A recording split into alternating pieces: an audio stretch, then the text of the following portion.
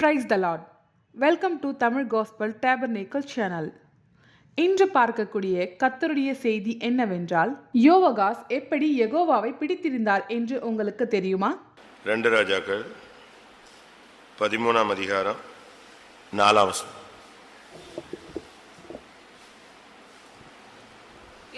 யோவாகாஸ் கர்த்தருடைய சமூகத்தை நோக்கி பிரார்த்தித்தான். சரியாவின் ராஜா இஸ்ரவேலை ஒடுக்குகிறதினால் அவர்கள் ஒடுங்கி போகிறதை பார்த்து கர்த்தர் அவனுக்கு செவி கொடுத்தார். யோவாகாஸ் கர்த்தருடைய சமூகத்தை நோக்கி பிரார்த்தித்தான். சீரியாவின் ராஜா இஸ்ரவேலை ஒடுக்குகிறதினால் அவர்கள் ஒடுங்கி போகிறதை கர்த்தர் பார்த்து அவனுக்கு செவி கொடுத்தார்.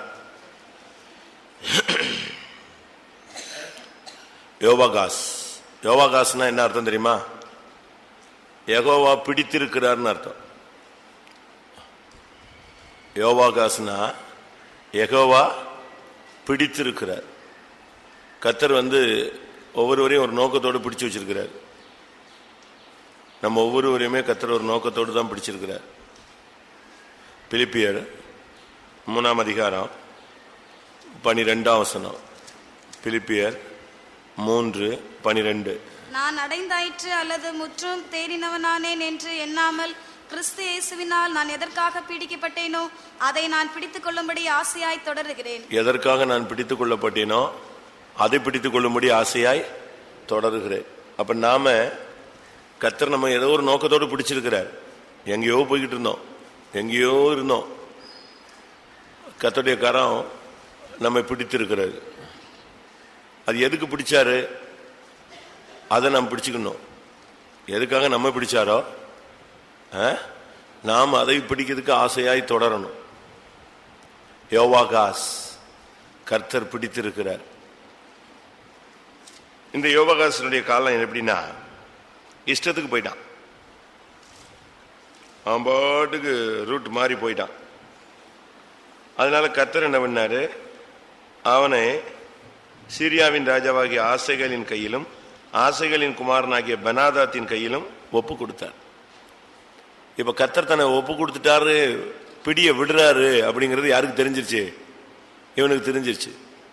கர்த்தர் தன் பிடிய விட்டதுனாலதான் நம்ம இப்ப போய் இன்னொருத்தர் வல்லமையில அகப்பட்டுட்டோம், ஒப்பு கொடுத்துட்டாரு அப்படின்னு அவனுக்கு தெரிஞ்சிருச்சு. 3ஆம் வசனத்துல அவனை ஒப்பு கொடுத்தார். ஆகையால் கர்த்தருக்கு இஸ்ரவேலின் மேல் கோபம் உண்டு. அவர்களை சீரியாவின் ராஜாவாகிய ஆசகேலின் கையிலும் ஆசகேலின் குமாரனாகிய பெனதாத்தின் கையிலும் அந்நாட்களில் எல்லாம் ஒப்பு கொடுத்தார். ஒப்பு கொடுத்தல். நாம கர்த்தருக்கு நம்ம எதுக்கு பிடிச்சாரோ அந்த நோக்கத்தை நாம் நிறைவேற்றணும்னா வேற ஆள் நம்மளை என்ன செய்வான்? பிடிக்கிறதுக்கு ஒப்பு கொடுக்குறாரு. அதனால தான் பிசாசு பிடிச்சிருச்சுன்னு சொல்றாங்க. பாத்தீங்களா? பொல்லாத ஆவி பிடிச்சிருச்சு, காத்து பிடிச்சிருச்சு அப்படின்னா என்ன அர்த்தம்? பிரார்த்தித்த இன்னொரு ஆளு. அடிக்கடி நான் சொல்லுவேனே, பிரார்த்தித்த இன்னொரு ஆள் யாரு? யாரு? நெகேமியா 1 கடைசி. ஆண்டவரே உமது அடியாரின் ஜெபத்தையும் உமது நாமத்துக்கு பயப்பட வேண்டும் என்று விரும்புகிற உமது அடியாரின் ஜெபத்தையும் உமது செவிகள் கவனித்திருப்பதாக. இன்றைக்கு உமது அடியானுக்கு காரியத்தை கைகூடி வரப்பண்ணி இந்த மனுஷனுக்கு முன்பாக எனக்கு இரக்கம் கிடைக்க பண்ணியருளும் என்று பிரார்த்தித்தேன். பிரார்த்தனை நல்லா பண்ணா கர்த்தர் உடனே பதில் கொடுப்பார். இன்றைக்கு அவனுடைய பிரார்த்தனுடைய எஃபெக்ட் என்னன்னா, நாளைக்கல்ல. அவனுடைய ஒரே வேண்டுதல் என்னது? இன்று. அதான் அவனுடைய மெயின். நீங்க இந்த பிரார்த்தனைகளை பத்தி நீங்க படிச்சு பார்த்தீங்கன்னா, யோவாகாஸ் பிரார்த்தித்தான், மோசே பிரார்த்தித்தான், நெகேமியா பிரார்த்தித்தான். இந்த 3மே உடனடி பதிலை கொண்டு வர்றது. அதிரடி தான். உடனே அவன் சொல்றான், இன்றைக்கு நீர் செய்யணும். உடனே என்ன நடந்துச்சு? அன்னைக்கே ராஜா அவனுக்கு பெர்மிட் கொடுத்துட்டான். மோசே கெஞ்சி பிரார்த்தித்தான், உடனே பதில் கிடைச்சிருச்சு. இங்கே நீங்க பாத்தீங்கன்னா யோவாகாஸ் பிரார்த்தித்தான், உடனே கர்த்தர் பார்த்து இறங்கிட்டார். அதனால நம்முடைய ஜபத்திலேயே ஒரு துரிதமான ஒரு ஜபம் பிரார்த்தித்தல். நல்ல நம்ம பிரார்த்தனை பண்ணா ஆண்டவர் நமக்கு ஜபத்தினுடைய ஒரு வார்த்தை தான் அதுவும். அதுலேயே இன்னும் கொஞ்சம் மனங்கசந்து அழுது. ஒரு சிலர்லாம் இந்த அப்ளிகேஷன் போடுவாங்க பாருங்க, அதை வாசித்த உடனே வேலை கொடுத்துடலான்னு யோசிப்பான். அவங்களுடைய மனசு, அந்த துக்கம், சூழ்நிலையை இதெல்லாம் ரொம்ப அழகாக வர்ணிச்சிருப்பாங்க. அதை கேட்ட உடனே பாவம் வேலை கொடுத்துடலாமா. அதே போல நம்முடைய ஜபங்கிறது, இப்போ பிரார்த்தித்தல்ங்கிறது ஆண்டவரை நோக்கி. யோவகாஸ் தப்பு பண்ணிட்டான், கர்த்தர் அவனை பிடிச்சிருந்தாரு, அந்த பிடித்த நோக்கத்தை மறந்ததுனால சத்துரு அவனை பிடிச்சிட்டான். இப்போ தேவ சமூகத்தில் கெஞ்சி பிரார்த்தித்த பொழுது கர்த்தர் அவனுடைய விண்ணப்பத்துக்கு செவி கொடுத்து அவன் ஒடுங்கி போகிறதை பார்த்து கர்த்தர் அவனுக்கு செவி கொடுத்தார். ஜெபம் பண்ணலாமா கொஞ்ச நேரம்? நம்ம எல்லாரும் இப்போ கொஞ்ச நேரம் யோவகாஸ் ஜெபத்தை ஏறெடுக்கலாம். கர்த்தாவே, நீ என்னை எதற்காக பிடித்திரோ அந்த நோக்கத்தை நான் மறந்துட்டேன், நான் அடுத்த ரூட்ல போய்கிட்டு இருக்கிறேன். நீர் பிடிச்ச பாதையில போகாம இப்போ என்னைய வேற வல்லமைகள் பிடிக்கிறதுக்கு ட்ரை பண்ணுது.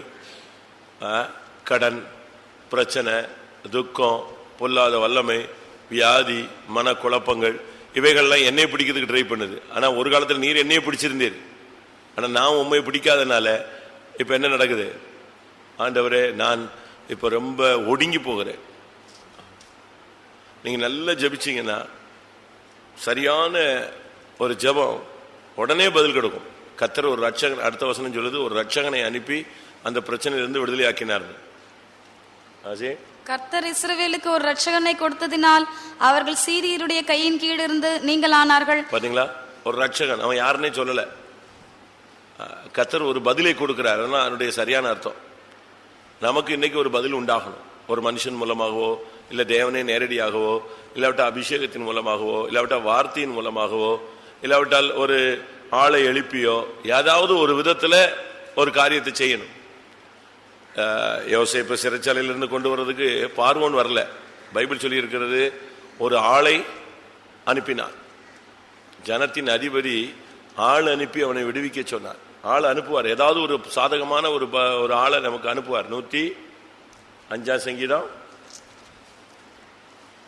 எத்தனை? 20. ராஜா ஆள் அனுப்பி 20.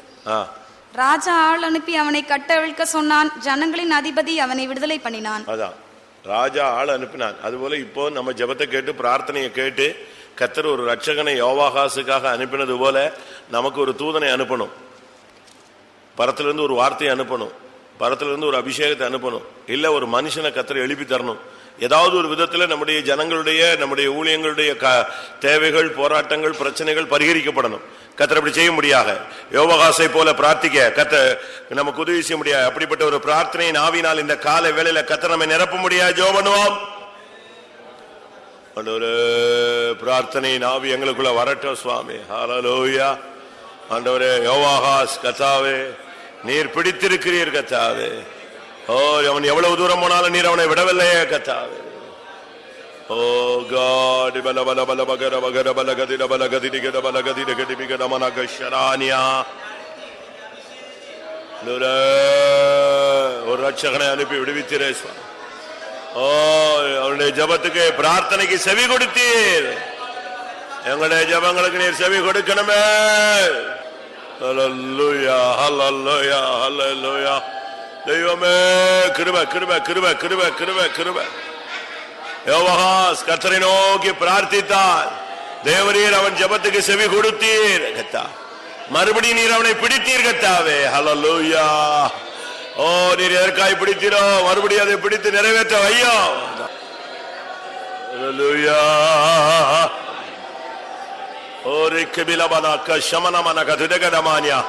ஒரு ரட்சகனை அனுப்பினது போல கர்த்தா, ஒரு தூதனை அனுப்போ, குமாரனை அனுப்போ, ஆவியை அனுப்போ, வல்லமை அனுப்போ, சூழ்நிலையை அனுப்போ, மனிதனை அனுப்போ.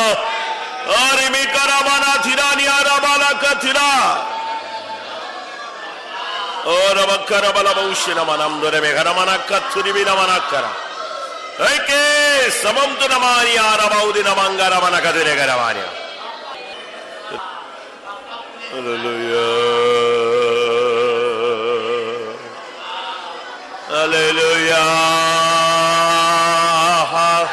Bala bala. Oh, la bala bala bala bala bala bari, la bala bari bala bari. Vikara bala bala bala bala bala bala bala. Hallelujah.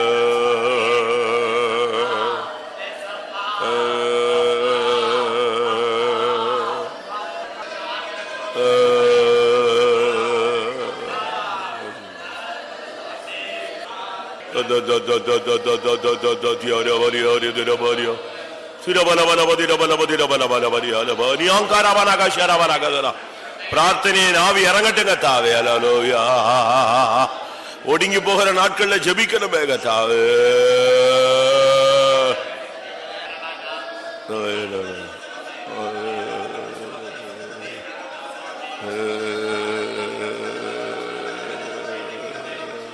ஆம், யார் மேலெல்லாம் கர்த்தருடைய பிடி தளர்ந்து இருக்கிறதோ அப்படின்னா இன்னொரு அந்நிய பிடியில யாரெல்லாம் சிக்கி இருக்கிறாங்களோ கர்த்தர் அதை மாற்றி மறுபடியும் அவருடைய அழைத்த அழைப்புக்கு ஏற்றமாய் கர்த்தர் அவர்களை பிடித்து நடத்த முடியாது. ஜெபம் பண்ணுவோம். தாவே யெகோவா பிடித்திருக்கிறீர் கர்த்தாவே, எங்களுடைய ஜனங்களை ஒருபோது நீர் விடக்கூடாது. நீர் கைவிடாத தேவன், விலகாத தேவன், உம்முடைய பிடி இருக்கட்டும் கர்த்தாவே. ஹல்லேலூயா. இன்னும் அதிகமாய் உம்முடைய அன்பின் கயிறுகளால் கிட்ட இழுத்து பிடித்துக் கொள்ளும். Praise praise praise praise praise. ஆமென். ஒடுங்கி போய் கொண்டிருக்கிறதான குடும்பங்கள், ஒடுங்கி போய் கொண்டிருக்கிற நம்முடைய ஜனங்கள், இவர்களுக்கெல்லாம் கர்த்தர் இந்த நாட்களில் இறங்க வேண்டும். பைபிளில் புதிய ஏற்பாட்டில் சொல்லியிருக்கு, எப்பக்கத்திலும் நெருக்கப்பட்டாலும் நாங்கள் ஒடுங்கி போகிறது இல்லை. வாசிங்க, எப்பக்கத்திலும் நெருக்கப்பட்டாலும் நாங்கள் ஒடுங்கி போகிறதில்லை. ஆனால் இப்போ நம்ம வாசித்த அந்த பகுதி, ராஜாக்கள் பகுதியில் அவங்க ஒடுங்கி போனார்கள். அதனால் நமக்கு இந்த நாட்களில் ஒடுங்கி போகிற தன்மை வரக்கூடாது. எப்பக்கத்தில் நெருக்கப்பட்டாலும் நாங்கள் ஒடுங்கி போகிறதில்லை. அப்போ நம்ம ஒடுங்கி போகிறது பிசாசனுடைய ஒரு திட்டம். ஆனால் தேவனுடைய திட்டம் நாம் ஒடுங்கி போகிறது இல்லைங்கிறது.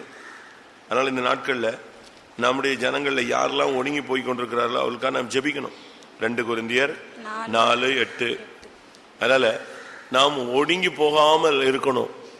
பிசாசு நம்மளை எப்படியாவது ஒடுங்கி போகிறதுக்கு ட்ரை பண்ணுவான். அப்படியே உடஞ்சி நொறுங்கி ஒன்றுமில்லாமல் போகிறதுக்கு ட்ரை பண்ணுவான். அவனை போக்கு இல்லாமல் ஆக்குறது தான் அது அவனுடைய வார்த்தை. எப்பக்கத்திலும் நெருக்கப்பட்டும் அவனை அப்படியே ஒடுக்கிறது, ஒன்றுமில்லாமல் ஆக்கி. ராஜாக்கள புஸ்தகத்தில் அவங்க ஒடுங்கி போனார்கள். ஆனால் கர்த்தர் என்ன செஞ்சாரு? அந்த ஒடுங்கி போகிறதை பார்த்து அவனுக்கு செவி கொடுத்தார். அதனால இந்த விசுவாச பாதையில, இந்த பரிசுத்த பாதையில, இந்த மகிமையான ஊழியத்தில் யாரெல்லாம் ஒடுங்கி போய் கொண்டிருக்கிறார்களோ கர்த்தர் அவர்களுக்கெல்லாம் இறங்கி செவி கொடுத்து அந்த ஒடுக்கத்திலிருந்து கர்த்தர் அவர்களை வெளியே கொண்டு வர முடியாது. ஜெபம் பண்ணுவோம். ஆண்டவரே, ஆண்டவரே, ஒடுங்கி போகிற நிலவரத்தில் வாழ்ந்து கொண்டிருக்கிற ஊழியர்கள், விசுவாசிகள், தேவனுடைய பிள்ளைகளுக்காக ஜெபிக்கிறோம். எப்பக்கத்தில் நெருக்கப்பட்டாலும் நாங்கள் ஒடுங்கி போகிறது இல்லை. ஆமென். எந்தெந்த ஜனத்தை ஒடுக்கி கொண்டிருக்கிறான் ஆண்டவரே, ஒடுங்கி போகிற ஜனங்களுக்காக ஜெபிக்கிறோம். ஒடுங்கி போய் கொண்டிருக்கிற ஊழியர்களுக்காக ஜெபிக்கிறோம். ஒடுங்கி போய் கொண்டிருக்கிற குடும்பங்களுக்காக ஜெபிக்கிறோம். ஒடுங்கி போய் கொண்டிருக்கிற தொழில்களுக்காக ஜெபிக்கிறோம்.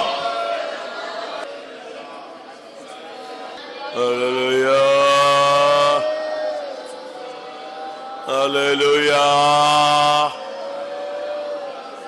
ஹல்லேலூயா.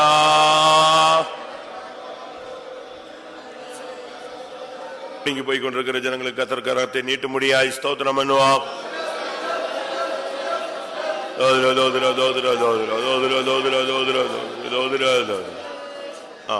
நம்ம விசுவாசிகள், ஊழியர்கள் எல்லாருக்கும் கர்த்தர் ஒரு பகுத்தறிவின் ஆவியை தரணும்.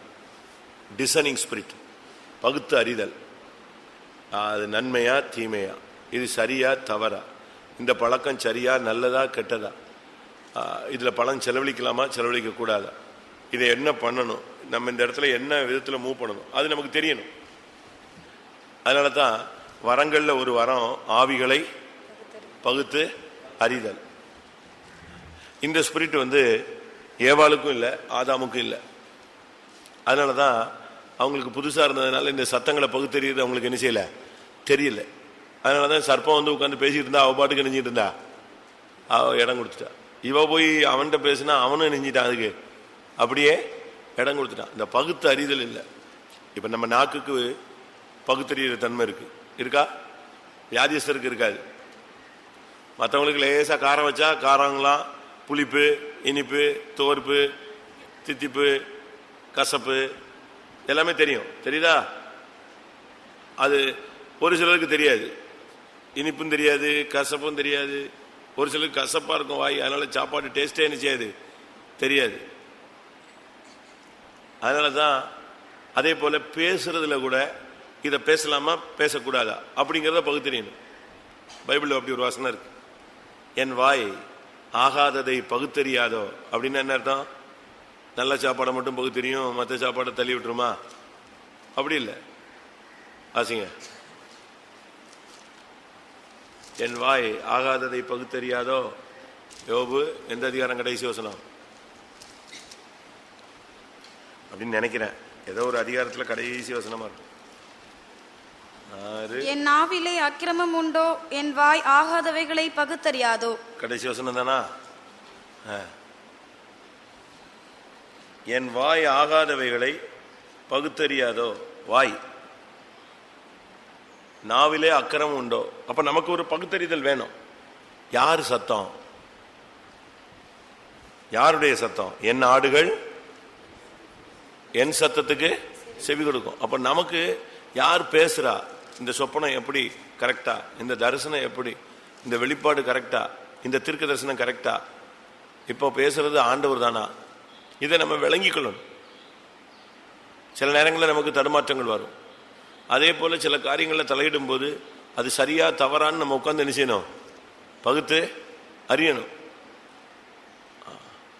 நமக்கு சில நேரத்தில் அது புரியாது. அதில் நம்ம ஜெபம் பண்ணுவோம். நம்ம எல்லாருக்கும் நம்முடைய ஒரு குடும்பத்தில் இருக்கிறாங்கன்னு சொன்னால் அவங்களுக்கு அந்த குடும்பத்தை நடத்துறதுக்கு பகுத்தறிவின் ஆவி இல்லைன்னு வச்சுக்கோங்களேன், கஷ்டம். ஆடு மேய்க்கிறவனுக்கு அந்த ஆட்டை குறித்த ஒரு அறிவு இல்லைன்னு சொன்னால் கஷ்டம்தான். முதலாவது அந்த ஆட்டினுடைய மதிப்பு, அப்போ அது தெரிஞ்சாதான் என்ன செய்வான், பொறுப்பா இருப்பான்.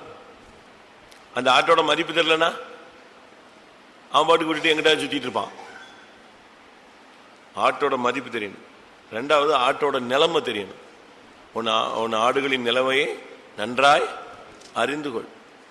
ஏசா யாக்கோபு சொல்றான், வா நம்ம 2 பேரும் போலாம், வேகமா போலாமே, ஏன் இங்க இப்படி ஸ்லோவா வரணும் அப்படிங்கிறான். உடனே இவன் சொல்றான், கரவல் ஆடு இருக்கு, அதுல நெஞ்சு போ, ஒரு நாள் வேகமா ஓட்டினா எல்லாம் செத்து போகும். வாசிங்க 33:13. அதற்கு அவன், பிள்ளைகள் இளம்பிள்ளைகள் என்றும் கறவையான ஆடு மாடுகள் என்னிடத்தில் இருக்கிறது என்றும் என் ஆண்டவனுக்கு தெரியும். அவைகளை ஒரு நாளாவது துரிதமாய் ஓட்டினால் மந்தையெல்லாம் ஆண்டு போம். எவ்வளவு கரெக்டா சொல்றான் பாத்தீங்களா? அவன் சொல்றான், என் பிள்ளைகள்லாம் இளம் பிள்ளைகள், ஆடுகள் எல்லாம் எப்படி கறவல் ஆடுகள், இதை நான் ஒரு நாள் துரிதமா ஓட்டினேன்னா எல்லாம் நெஞ்சுவோம், செத்து போகும். அப்ப ஆடுகளின் நிலைமையை ரொம்ப தெளிவா அறிஞ்சிருக்கிறான். அவங்க கோல் வச்சிருக்கிறது ஆடை அடிக்கிறதுக்கு மாத்திரமல்ல, எதுக்கு, அதுக்கு இறைக்கும் தான். அவங்களுடைய நிலவரம் அப்படித்தான். ஒரு ஆடு குட்டி போட்டுருச்சு அப்படின்னோடனே சரி சரி தள்ளு தள்ளு ஓடு ஓடு அப்படிலாம் சொல்ல முடியாது. அந்த குட்டியை என்ன செய்யணும், சுமக்கணும். அதுக்கு செய்ய வேண்டிய கடமையை செய்யணும். அப்போ குட்டியை சுமக்க வேண்டிய நேரத்தில் சுமக்கணும், மெதுவாக நடத்த வேண்டிய இடத்துல மெதுவாக நடத்தணும், தண்ணீர் காட்ட வேண்டிய இடத்துல தண்ணீர் காட்டணும், புல்லுள்ள இடங்களில் மேய்க்கணும். அந்த ஆடுகளை பற்றி ஒரு சரியான ஒரு நாலேஜ் இருக்கணும் நமக்கு. அதே போல் புருஷன் அப்படின்னா, புருஷன் யார், அவனுடைய கேரக்டர் என்ன. அவனும் கிறிஸ்து கிடையாது. அவனை கிறிஸ்துவ போல மாற்றுக்கிறதுக்கு நம்ம பிரயாசப்படுறோம். அவனுக்கு எது பிடிக்கும், எது பிடிக்காது, எது தேவையில்லை, எது தேவையில்லை. அதே மாதிரி புருஷன் மனைவியை ஒரு அண்டர்ஸ்டாண்டிங் கொண்டு வரணும். ஊழியர்கள் ஒவ்வொரு ஊழியர்களையும் அப்படி கொண்டு வரணும். இப்படி நம்ம கிளியர் பண்ணி கொண்டு வரும்போது தான், இப்போ நம்ம ஒரு இடத்துல ஒரு பையன் ரொம்ப லோ மார்க் எடுத்துட்டான், நான் அவனை தொலைச்சிடணும்னு வச்சுருந்தேன், அடித்து உரிச்சிடணும், இந்த சண்டே முடித்த உடனே இவனுக்கு ட்ரைனிங் கொடுத்துடணும். எதேச்சே அவங்க பேரண்ட்ஸை பார்க்க வேண்டிய ஒரு சூழ்நிலை வந்துச்சு. அப்போ நான் சொன்னேன், என்ன பிள்ளை வளர்த்துருக்க, ஒரு உருப்படியே இல்லையே, ஒன்றுமே படித்து சரியான மார்க்கே எடுக்கலையே அப்படின்னு. உடனே அவங்க சொன்னாங்க, பஸ் அவனுடைய கெப்பாசிட்டியே எவ்வளவுதான், இவ்வளவுதான். சின்ன வயசுலேயே அவனுக்கு சில வியாதிகள் அவனுடைய அந்த கிராஸ்பிங் பவர் இணைஞ்சிருச்சு, அந்த மனப்பாடம் பண்ணுற சக்தி இதெல்லாம் அவனுக்கு குறைஞ்சி போச்சு. அதனால படிப்புலையும் அவன் நல்லா இல்லை, எவ்வளவு சொல்லி கொடுத்தாலும் அவனுக்கு ஏறாது, அவனுடைய கெப்பாசிட்டி இவ்வளவு தான். அதனால சரி என்னத்தையோ படிக்கட்டும்னு நாங்கள் விட்டுருக்கோம், இல்லைன்னா நான் அவனை அடித்து கொண்டு நாங்களே சரிப்படுத்த முடியாதா அப்படின்னு கேட்டாங்க.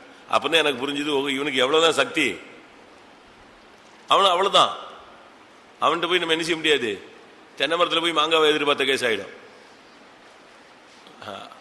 அதனால நமக்கு ஒரு பகுத்தறிதல். சில இடத்துல நம்ம புத்தி இல்லாமல் நம்ம நானே ரொம்ப இடத்துல வசங்கட்டத்தனமா பேசி மாட்டியிருக்கேன். சிலர் புருஷ மனைவிலாம் வருவாங்க, படக்குன்னு நம்ம அவசரப்பட்டு எத்தனை பிள்ளைங்கன்னு கேட்டுருவோம். அது நம்ம ஒரு விசாரிப்புன்னு கேட்டுறோம். அவங்க அப்பதான் டக்குன்னு கண்ணுல இருந்து தனியா வடிஞ்சிரும். பிள்ளைகளே இல்லம்மா, ஏன்டா கேட்டோன்னு ஆயிப்போம்.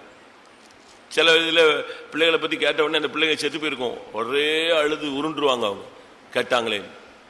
சில சிஸ்டர்ஸ்ட நம்ம போய் உங்க வீட்டுக்காரர் என்ன வேலை பார்க்கறாருன்னு அழுதுருவாங்க, ஏன்னா அவர் செத்துருப்பாரு.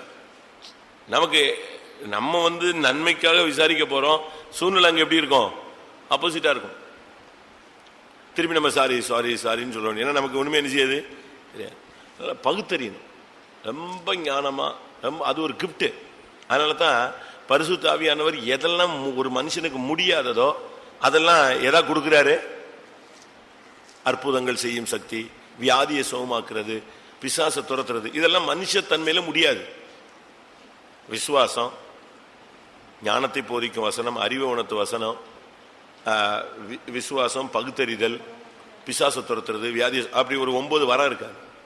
இந்த 9 வரமும் ஒரு சாதாரண மனுஷனுக்கு மனுஷத்தன்மையில முடியாது. இதை முடிய வைக்கிறதுக்கு எதாவது கொடுக்கிறார், அதை எக்ஸ்ட்ரா கிஃப்டா கொடுக்கிறார். அதுல ஒண்ணுதான் பகுத்தறிதல். இது இல்லைன்னு சொன்னா ரொம்ப கஷ்டம். நம்ம பிள்ளைங்க எதுக்காக ஒரு இடத்துல நீங்க கூட படிச்சிருப்பீங்க, கேட்டிருப்பீங்க. ஒரு பையன் எப்பவுமே ஸ்கூலுக்கு ஷூ போட்டு விட்டா போட மாட்டான், அதை கழட்டிக்கிட்டு. அது அவனுக்கு அன்ஈஸியா இருக்கும். இவங்க டெய்லி அடிச்சுதான் என்ன செய்யறது, காலை பிடிச்சு அடிச்சு போட்டு மாட்டி விட்டு அனுப்பி விடுறது. அதே மாதிரி ஒரு நாள் இவன் அழுதான உடனே அடிச்சு மாட்டி விட்டாங்க. பையன் போயிட்டான். போனா கிளாஸ்ல போய் கொஞ்ச நேரத்தில் பையன் ப்ளூ ஆகி செத்து போயிட்டான். கிளாஸ்ல விழுந்து மயங்கி செத்துட்டான். தூக்கிட்டு இவனுக்கு என்னெல்லாமோ ஃபர்ஸ்ட் எய்ட் பண்றாங்க, ஹாஸ்பிட்டல் போனா எல்லா ஹாஸ்பிட்டலையும் செத்துட்டாங்கிறாங்க. கடைசியில் எப்படி பாடி ப்ளூ ஆச்சு அப்படின்னு பார்த்தா, அந்த அவன் போட்ட ஷூக்குள்ள என்ன இருக்கு, ஒரு தேழு உள்ள இருந்திருக்கு. இவங்க அதை சுத்தம் பண்ணாம நெஞ்சிட்டாங்க. இவன் அழுகுறாவில்ல டெய்லி, அதுக்கு அடிச்சு உள்ளதுக்கு போட்டு வச்சுட்டாங்க. அது உள்ள கொட்டி, அதுக்கு வெளியே போறதுக்கு என்ன கிடையாது, கால் வச்சு சாக்ஸ் போட்டு வச்சு இறுக்கி கட்டினவனே அதுக்கு போக்கு இல்லை. அது திருப்பி இவன் என்ன செஞ்சிருச்சே, கொட்டி கொட்டி கொட்டி இவனுக்கு களத்துனா இவங்க அடி, ஸ்கூல்ல களத்துனா டீச்சர் அடி.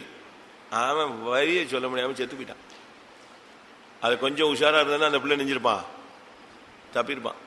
இப்படிலாம் இருக்கு. அதனால நமக்கு சில நேரங்களில் நமக்கு பெரிய பெரிய ஆளுங்களுக்கு கூட டக்குன்னு அந்த பகுத்தறிவு என்ன செய்யாது, வேலை செய்யாது. இது பிசாசா மனுஷனா, இந்த ஆலோசனை தேவனிடத்துல இருந்து வந்த ஆலோசனையா மனுஷ ஆலோசனையா, இந்த நடத்துதல் யார்கிட்ட இருந்து வருது, யார் பேசுறா? இல்ல உங்க புருஷனே டென்ஷன் ஆகி பேசுறாருன்னா இவர் ஏன் பேசுறாரு, இவருக்குள்ள என்ன ஆவி போராடுது, சரி இந்த ஆள் டென்ஷனா இருக்கா, நம்ம ஒதுங்கி அமைதியா இருப்போம். நாமும் போட்டு அவர் 150ன்னா இது 250 போச்சுன்னா என்ன ஆயிடும், ரோட்ல அடிபட்டு தான் சாகணும் 2 பேரும். அதனால உடனே புரிஞ்சுக்கணும், ஓஹோ இது ஒரு அசுத்த ஆவி இந்த மனுஷனை கலக்குது, நம்ம என்ன செய்யணும், அந்த ஆவியை எதிர்த்து போராடணும், ஸ்தோத்திரம் பண்ணணும். இன்னைக்கு காலையில் கூட ஒரு பையன் ஃபோன் பண்ணான், பயங்கர டென்ஷன், அவனுக்கு ஒண்ணுமே கண்ட்ரோலே கிடைக்கல, வெளியூர்ல இருந்து பண்றான். என்ன பண்ணனே தெரில. நீ இப்ப எங்க இருக்க? நான் வெளியே வந்துட்டேன். அவளை பார்த்தாலே டென்ஷன் ஆகுது. சொல்லாம கொள்ளாம அவங்க அம்மா வந்துட்டாங்க. அவ தாய் வந்தது கூட என்ன செய்யல, இவதான் டிக்கெட்லாம் புக் பண்ணி கூப்பிட்டுருக்கா, ஒரு வார்த்தை கூட சொல்லல. சரி இப்ப என்ன செய்ய பாரு, என்ன நான் இப்போ கொஞ்ச நேரம் இப்போ அவளை பார்த்தாலே டென்ஷனா இருக்கு, அதனால அப்படியே வெளியே ரவுண்ட்ஸ் வந்திருக்கேன், போய் நீ சாப்பிடணும், நேராக வேலைக்கு ஓடிடணும், இல்லைன்னா வீட்டில் இருந்தால் என்ன ஆகிடும், அவள் கத்து குவார்டர்ஸ்லாம் கேவலப்படுத்திடுவா. எனக்கு அப்படி சண்டை போட்டு பழக்கம் இல்லை எங்கள் வீட்டில், அது வீட்டில் அப்படி ட்ரைனிங் எடுத்திருக்கு, என்ன பண்ணுறதுன்னு தெரியல. அதனால அவன் அதை டேக்கிள் பண்ண தெரியாமல் எங்கே வெளியே வந்துட்டான், ரோட்டுக்கு வந்துட்டான் காலையில். எதுக்கு இதை சொல்கிறேன்னா, அவனுக்கு புரிஞ்சுக்கிச்சு இவ கூட இப்போ சண்டை போட்டால் காரியம் ஆகாது, அதை விட நம்ம வெளியே வந்துடுவோம். நமக்கு வருதா, வெளியே தெரியக்கூடாதுன்னு வீட்டை பூட்டிட்டு சண்டையை போட்டு வெளியே ரோடெல்லாம் தெரிஞ்சுப்போம். அதனால எனக்கும் பகுத்தறிவின் ஆவி வேணும், நம்ம எல்லாருக்குமே பகுத்தறிவின் ஆவி வேணும். ஒருவேளை அந்த சூழ்நிலையில நம்ம செய்யறது சரியா இருந்தாலும் அது பின் சந்ததியை கெடுத்துரும். ஜோமனோ கத்தாவே அந்த பகுத்தறிவின் ஆவி எனக்கு தாரும், சரியான விதத்துல பகுத்தறிகிற தன்மை எனக்கு தாரும். பேச்சை, சிரிப்பை, நடவடிக்கைகளை எல்லாவற்றிலையும் பகுத்தறிகிற ஒரு கிருபை தாரும். ஊழியத்தில், ஜீவியத்தில், பிசினஸ்ல, குடும்பத்தில், எல்லா இடத்திலும், வேலை ஸ்தலங்களில பகுத்தறிவின் ஆவியோடு செயல்பட கர்த்தாவே எனக்கு கிருபை தாரும். எல்லாரும் ஜெபம் பண்ணுவோம். பகுத்தறிவுங்கிற கிஃப்ட் எல்லாருக்கும் தாரு சுவாமி. ஆமென் ஜீசஸ். நன்மை தீமை இன்னதென்று பகுத்தறிய கிருபை தாரு சுவாமி. வாலிபர்கள், வயோதிபர்கள், ஊழியர்கள், விசுவாசிகள் எல்லாருக்கும் பகுத்தறிவின் கிருபையை தாராம். பகுத்தறிவின் கிருபையை தாராம். பகுத்தறிவின் வரத்தை தாராம். அந்த கிஃப்ட் வேலை செய்யட்டும் ஐயா.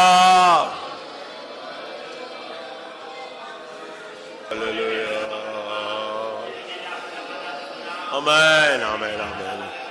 ஹல்லேலூயா, ஆமென். ஒரு பகுத்தறிவின் ஆவினால் எல்லாரையும் கர்த்தர் நிறைக்க முடியாது. ஸ்தோத்திரம் பண்ணுவா.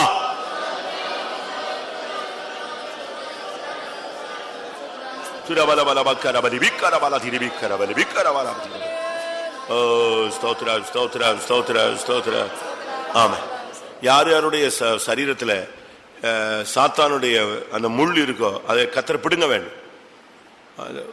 சாத்தானுடைய தூதன் என்னை குட்டிக் கொண்டே இருக்கிறான்னு சொல்லலாம். எல்லா சரீரத்திலையும் இருக்கு. ஒரு சிலருக்குலாம் எலும்புல வலி, ஒரு சிலருக்கு இரத்தத்துல வியாதி,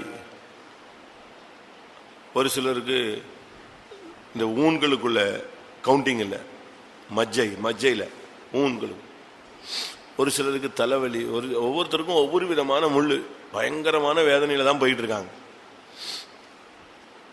ஒரு சிலர்லாம் ரொம்ப கஷ்டப்படுறாங்க வியாதியில, வேதனையில.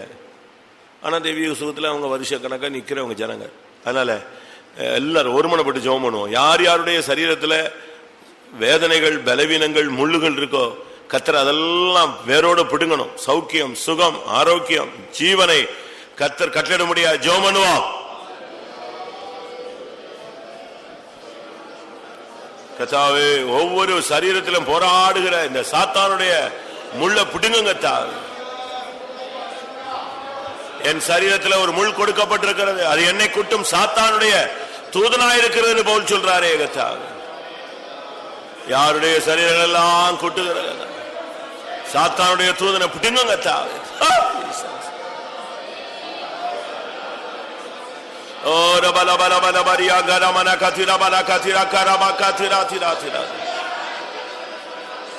ஊழியர்கள், விசுவாசிகள் யாருடைய சரீரங்கள்லாம் வேதனை இருக்கோ வேதனையை சிலுவைக்கு மாற்றோம். வேதனையை சிலுவைக்கு மாற்றோம்.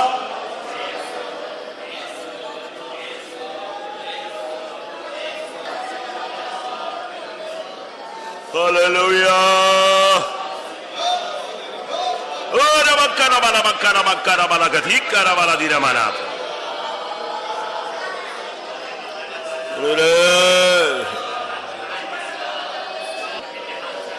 Hallelujah.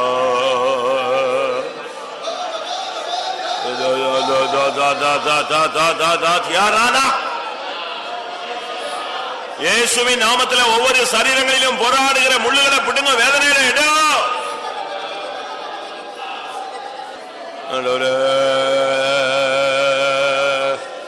வேதனைகள், வேதனைகள், வேதனைகள் மாறட்டும்.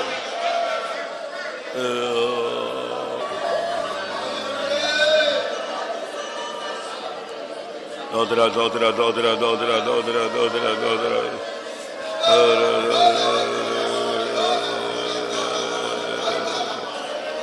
ஆமென், ஆமென், ஆமென், ஆமென், ஆமென். கர்த்தர் அவனுடைய முள்ளை பிடுங்க முடியாது. ஸ்தோத்திரம் பண்ணுவோம்.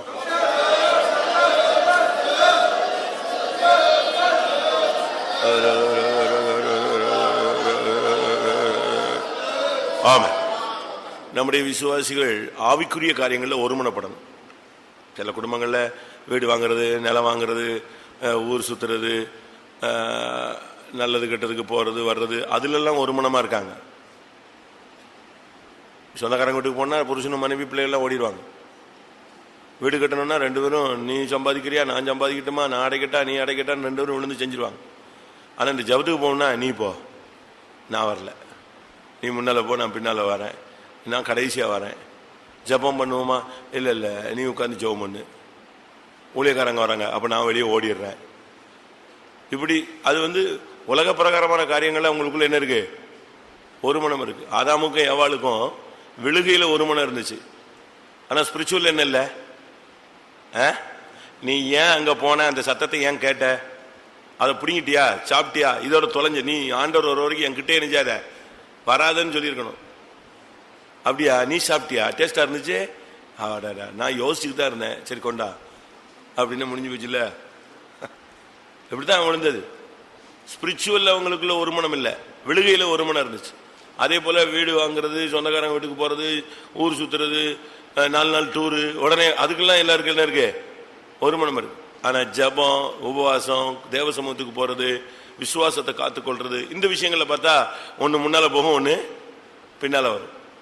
அப்படிதான் இருக்கு. பிள்ளைகளை வளர்க்கிற ஆவிக்குரிய ஜீவிதத்தில் வளர்க்கலாம்னா அதெல்லாம் வளர்ந்த பிறகு பார்த்துக்கலாம். இப்போ ஒன்றும் நீ ஒன்றும் குழப்பாத. இதில் தான் அவங்களுக்குள்ள என்ன கிடையாது? ஒரு மனம் கிடையாது. இதுதான் இன்னைக்கு அநேக இடங்கள் நடக்கும். சாரால கானானுக்கு போகலாம் அப்படின்னு ஆபிரகாம் கூப்பிட்டா வந்துகிட்டே இருப்பார். ஆனா சாரால் பிள்ளைய கண்டிக்க ஆரம்பிச்ச உடனே யாருக்கு ஒத்து வராது? ஆபிரகாமுக்கு ஒத்து வராது. பயணங்களுக்கு ரெடி, வாழ்க்கைக்கு தெய்வீகத்துக்கு ஒத்து வர முடியாது. இது ஒரு வீழ்ச்சி, சபைக்குள்ள இருக்கிற ஒரு வீழ்ச்சி. நம்ம மாம்சீகமான காரியங்களை எவ்வளவு ஒத்து போறோமோ அவ்வளவு ஆன்மீகத்துக்கு நிச்சயதில்லை. நம்முடைய விசுவாசிகள் அநேகர் ஒத்து போறதில்லை. ஒரு நல்ல குடும்பத்தில் நல்ல பையனுக்கு பொண்ணை முடிக்கணும் அப்படின்னு சொன்னா அப்பா ஒரு ஸ்டைல போவாரு, அம்மா ஒரு ஸ்டைல போவாங்க. ஒன்னு பணத்தை பார்க்கும், ஒன்னு ஆவிக்குரியதை பார்க்கும். அப்படித்தான் போகுது. அப்படி பார்க்கும்போது தான் பயங்கர குழப்பங்கள் சம்பவிக்கும். ஜோமனுமா நம்முடைய விசுவாசிகள் ஆனாலும் சரி, ஊழியர்கள் ஆனாலும் சரி, ஆவிக்குரிய ஆன்மீக காரியங்கள்ல, விசுவாசத்துக்குரிய காரியங்கள்ல, தெய்வீகமான காரியங்கள்ல, பரிசுத்தத்துக்குரிய காரியங்கள்ல ஒரு மனமும் அன்பு உள்ளவர்களாய் செயல்பட, அதான் ஆவியின் ஒருமைப்பாடுங்கிறது. ஆவிக்குரிய காரியங்கள்ல ஆவியின் ஒருமைப்பாடை காத்துக்கொள்ள எல்லாருக்குள்ளே அப்படிப்பட்ட ஒரு அன்பு ஐக்கியத்தை தர முடியாது. ஜெபம் பண்ணுவாம். ஆக்கில்லா பிரிஸ்கில்லா போல 2 பேரும் ஆவிக்குரிய காரியங்கள்ல ஒரு மனம் உள்ளவர்களாய் காணப்படணும். மாம்சீகத்துல ஒருமைப்பட்டு பிரயோஜனம் இல்லையே கர்த்தாவே. உலக காரியங்கள்ல, பண விஷயங்கள்ல, சொத்து விஷயங்கள்ல, படிப்பு விஷயங்கள்ல, கல்யாண காரியங்களில ஒருமனப்பட்டு பிரயோஜனம் இல்லையே கர்த்தாவே. ஆன்மீகத்துல, ஜபத்துல, பரிசுத்தத்துல, விசுவாசத்துல, பிரதிஷ்டைகள்ல, ஆவிக்குரிய காரியங்கள்ல பெற்றோர்கள் பிள்ளைகளுக்குள்ள ஒரு மனம் உண்டாகட்டும்.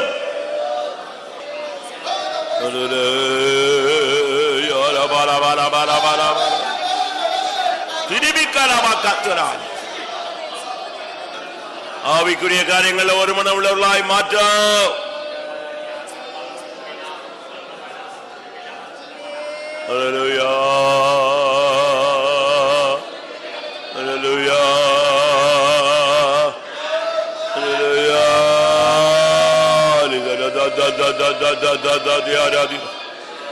ரபனாதி நமனாதி நமனகனமானி ஆனமானாத்.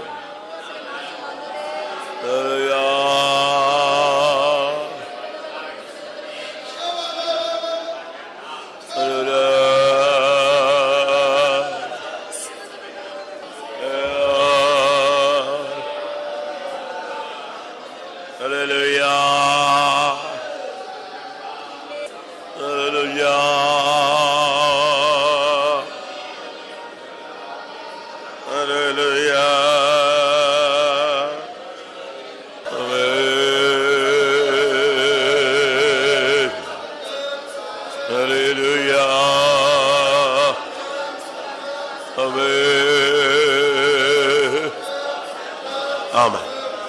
எந்தெந்த குடும்பங்களுக்கு விரோதமாய் வெகு தீவிரமாய் பிசாசு போராடுறானோ அந்த குடும்பங்களை கர்த்தர் இரத்த கோட்டைக்குள்ள மறைக்கணும், வேலி அடைக்கணும். எபேசியர்ல வாசிங்க 6ஆம் அதிகாரம். பொல்லாங்கனையும் அக்கினி அஸ்திரங்கள் 6:16.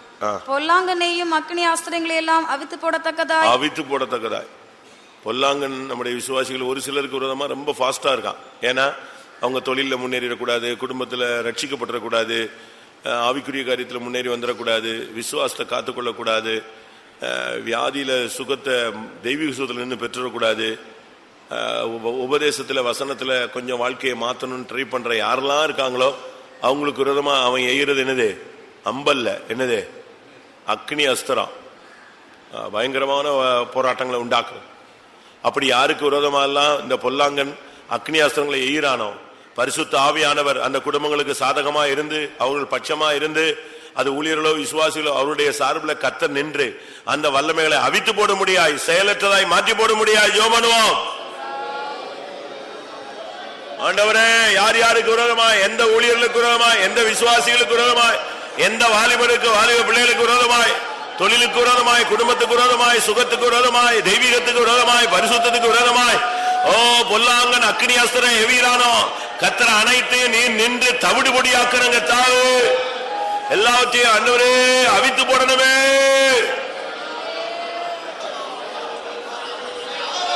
இயேசுவே, இயேசுவே, எந்தெந்த குடும்பங்களுக்கு விரோதமாய், எந்தெந்த ஊழியர்களுக்கு விரோதமாய் பொல்லாங்கன் ஐயோ அக்னி அஸ்திரங்கள் வருகிறதோ அதை அவித்து போயிடும். வாய்க்காதே போக பண்ணுவேன் என்று சொன்னவர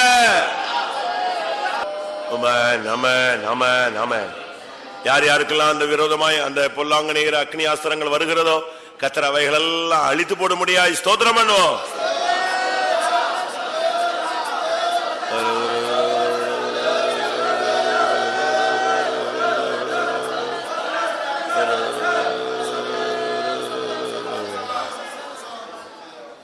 ஆபிரகாம் தன்னுடைய பிள்ளைக்காக 25 வருடம் ஜெபிக்கிறார்.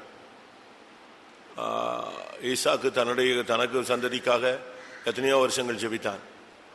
இப்படி நீங்க பைபிளை படிச்சு பார்த்தீங்கன்னா அநேகர் பல காரியங்களுக்காக பல வருடங்களுக்காக மன்றாடி கொண்டிருக்கிற தன்மைகள் உண்டு. ஆனா எல்லாவற்றிலும் முடிவு ஜெயமா இருக்கு. அதுபோல நம்முடைய ஜனங்கள் எதற்கெல்லாம் போராடிட்டு இருக்காங்களோ, வேலைக்காக, விவாகத்துக்காக, பிள்ளைகளுக்காக, படிப்புக்காக, சமாதானத்துக்காக, தொழிலுக்காக, நிலத்துக்காக, வீடுக்காக, எதுக்கெல்லாம் மாதக்கணக்கா வருடக்கணக்கா கர்த்தருடைய பாதத்தில் இருதயத்தை ஊற்றி கொண்டிருக்கிறார்களோ கர்த்தர் எல்லாவற்றுக்கும் சீக்கிரத்தில் பதிலளிக்க முடியாது. ஒரு விஷயம் ஜெபம் பண்ணுவோம். என்னென்ன காரியங்களுக்காக எங்களுடைய ஜனங்கள் உம்முடைய சமூகத்தில் மன்றாடி கொண்டிருக்கிறார்களோ கர்த்தாவே, அந்த காரியங்களை நீர் ஆம் என்று பதில் சொல்லும் ஐயா. தெய்வ நியாயம் கட்டளையிடும் ஆண்டவரே,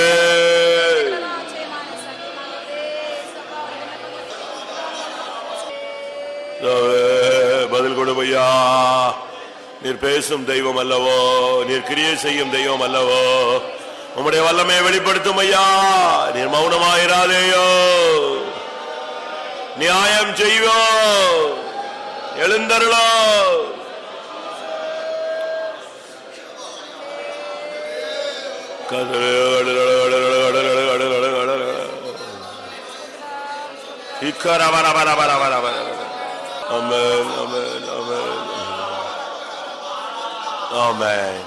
கர்த்தர் நியாயமான, நிறைவான, நேர்த்தியான பதிலை கட்டளையிட போறபடினால ஸ்தோத்திரம் பண்ணுவோம்.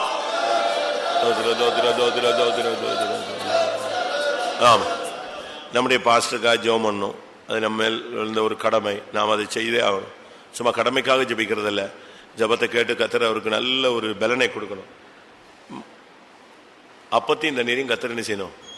ஆசீர்வதிச்சு கொடுக்கணும். என்ன குடிக்கிறாரோ சாப்பிட்றாரோ முடியல, அது எதை குடித்தாலும் அதை ஆரோக்கியமாக கர்த்தர் என்ன செய்யணும்? மாற்றும். ரெண்டாவது, சாப்பாட்டின் மேலே ஒரு வெறுப்புத்தன்மை. இந்த சளி அதிகம் வர்றதுனால, வாயு ஒரு மாதிரி இருக்கிறதுனால சாப்பாட்டு மேலே என்ன கிடையாது? இன்ட்ரெஸ்டே கிடையாது. அந்த தன்மை மாறணும். கர்த்தர் இந்த சளியை நிப்பாட்டணும். சாப்பாட்டு மேலே ஒரு நாட்டம் உண்டாகும். புசிக்கிற ஆகாரத்தை கர்த்தர் ஆரோக்கியமாக மாற்றி அந்த சரீரத்தில் பலனை கட்டணும். கர்த்தர் அற்புதமான ஒரு பலன் கட்டணும். கர்த்தர் என் ஜீவனின் பலனானவர். அதனால கர்த்தர் அவருடைய ஜீவனுடைய பலனாய வெளிப்பட்டு நல்ல ஒரு விடுதலை தர முடியாது. போராடுவோம். உம்முடைய நாமத்தில் சௌக்கியத்தையும் சுகத்தையும் சாட்சியையும் கேட்கிறோம். பரிபூர்ண ஜீவனை கட்டளையிடும், உயிர்ப்பையும் வல்லமே அனுப்போம்.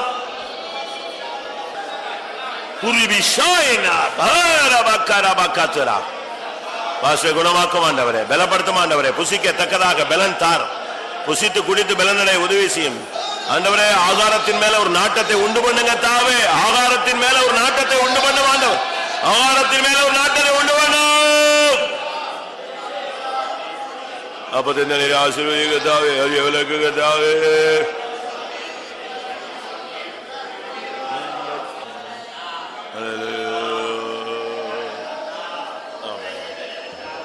ஆம். நம்முடைய சீப்பாசுக்கு நல்ல சோத்தை கொடுக்கணும். இன்னும் வியாதியாய் பலவீனமா இருக்கிற ஊழியர்கள், விசுவாசிகள் எல்லாரையும் கர்த்தர் பலப்படுத்த முடியாது, தம்முடைய தலைமுகளால குணமாக்க முடியாது. ஜெபம் பண்ணுவோம்.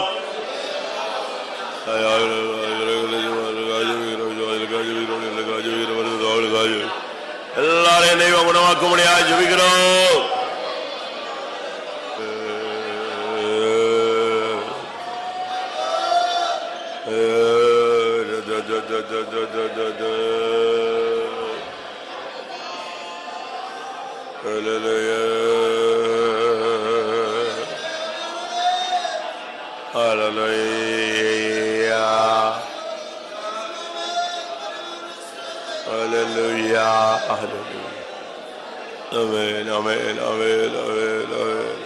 ஆம். கர்த்தர் பரிசுத்தவான்களை குணமாக்க முடியாது. ஸ்தோத்திரம் பண்ணுவோம். ஆம். அடுத்ததாக நாம் எவ்வளவோ பேரை சந்திக்கிறோம். எவ்வளவோ பேர் நம்மகிட்ட ஜெபிக்க சொல்றாங்க. ஈவன் ஒரு விசுவாசிகள்கிட்ட கூட எத்தனையோ பேர் என்ன செய்யறாங்க, உங்கள்கிட்ட ஜெபிக்க சொல்றாங்களா? எனக்கு பிள்ளைகளுக்காக ஜெபிங்க, வேலைக்காக ஜெபிங்க, பிரச்சனைக்காக ஜெபிங்க. இப்படி நம்மகிட்ட ஒரு விசுவாசிகள்கிட்டயே எவ்வளவோ ஜெப விண்ணப்பங்கள் வருது. எங்களுக்காக ஜெபிச்சுக்கோங்க, உங்க வீட்டு தனி ஜெபத்தில் வச்சுக்கோங்க, உபவாச ஜெபத்தில் வைங்க அப்படின்னு. அப்படிங்கும்போது ஊழியக்காரங்கள்ட்ட எவ்வளோ பேர் கேட்பாங்க. அதனால நம்ம இடத்துல ஜெபிக்க வேண்டிக் கொண்ட காரியங்களுக்கு நம்ம எவ்வளவோ காரியங்களுக்கு ஜெபிக்கிறது இல்லை. ஆனால் ஜெபிச்சோன்னு போய் சொல்லுவோம். உண்மையா அப்படின்னா ஜெபிக்கிறேன்னு சொல்றேன்ல அப்படிமோ, இல்லாட்ட தோத்திரம் பண்றோமோ, இல்லை நினைவு வரும்போது ஜெபிப்போமோ. ஆனால் எல்லாமே தவறு. நாம் ஜெபிக்க வேண்டியது நம்ம மேல் விழுந்த ஒரு கடமை. சாமுவேல் சொல்றான், நான் உங்களுக்காக விண்ணப்பம் பண்ணாவிட்டால் பாவம் செய்கிறவனாக இருப்பேன். அப்போ நம்ம ஜெபிக்காம இருந்தால் பாவம் செய்கிறவனா இருப்போம். நம்மகிட்ட ஜெபிக்க வேண்டிக் கொண்ட காரியங்களுக்கு அது ஒரு ஹெல்ப்பு. அது பண ஹெல்ப் அல்ல. என்னது? தெய்வ சமூகத்தில் அவனுக்காக நினைப்பூட்டுதலாக ஜெபிக்கிற காரியம். அதுபோல நம்ம இடத்துல எவ்வளவோ காரியங்கள், தூரத்திலிருந்து சமீபத்தில் இருந்தும் என்னென்ன காரியங்களுக்காகவோ ஜெபிக்க முடியாது ஜனங்கள் வாஞ்சிக்கிறாங்க. அதனால நம்ம இடத்துல ஜெபிக்க உங்கள்கிட்ட நம்ம இடத்துல யார் யார்கிட்டெல்லாம் என்னென்ன காரியங்களுக்காக ஜனங்கள் தூரத்திலிருந்து சமீபத்திலிருந்து ஜெபிக்க வேண்டிக் கொண்டார்களோ அந்த காரியங்கள் எல்லாம் நினைத்து ஒரு விசை ஜெபம் பண்ணுவோம். கர்த்தர் அவர்களுக்கு நிறைவான பதிலை கட்டளிட முடியாது போராடுவோம். எந்த காரியமா கர்த்தர் நிறைவான பதிலை கட்டளிட முடியாது ஜெபிக்கிறோம்.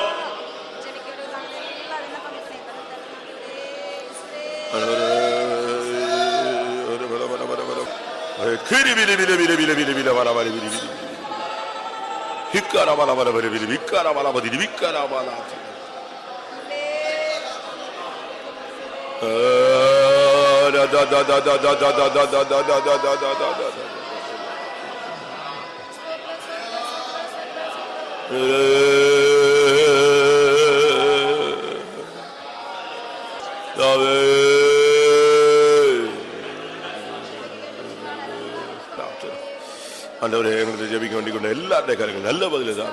ஆமென். இந்த காலை வேளையில கர்த்தருடைய சமூகத்தில் வந்திருக்கிற பிள்ளைகளுடைய வேண்டுதல்கள், விண்ணப்பங்களுக்கு எல்லாம் அவருடைய தேவைகள் எல்லாம் கர்த்தர் சந்திக்க முடியாது. ஜெபம் பண்ணுவோம்.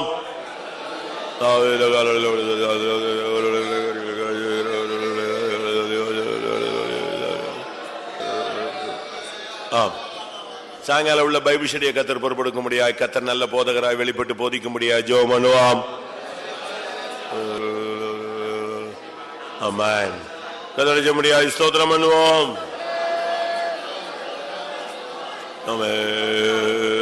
நம்முடைய ஜெபங்களை கேட்டபடினாலே ஸ்தோத்திரம் பண்ணுவோம். நிறைவான பதிலை தெய்வம் கட்டளிட முடியாது. ஸ்தோத்திரம் பண்ணுவோம். ஊழியங்கள்ல நல்ல ஒரு விருத்தி, வளர்ச்சி, முன்னேற்றத்தை தர முடியாது. ஸ்தோத்திரம் பண்ணுவோம். குடும்பங்கள்ல விருத்தி, ஆசீர்வாதத்தையும் செழிப்பையும் தர முடியாது. ஸ்தோத்திரம் பண்ணுவோம். ஆவிக்குரிய ஜீவியத்தை கட்டளிட முடியாது. ஸ்தோத்திரம் பண்ணுவோம். தோத்திர பரிசுத்தவான்களுக்கு சுகத்தை கொடுக்க முடியாது. ஸ்தோத்திரம் பண்ணுவோம். நம்முடைய பாசத்தை பலப்படுத்தி ஆரோக்கியப்படுத்தி ஊழியத்தில் பிரயோஜனப்படுத்த முடியாது. ஸ்தோத்திரம் பண்ணுவோம். தொடர்ச்சியாக தேவ சமூகம் தர முடியாது. ஸ்தோத்திரம் பண்ணுவோம். எல்லா மகிமையும் அவருக்கே செலுத்தி ஸ்தோத்திரம் பண்ணுவோம். ஜாம்.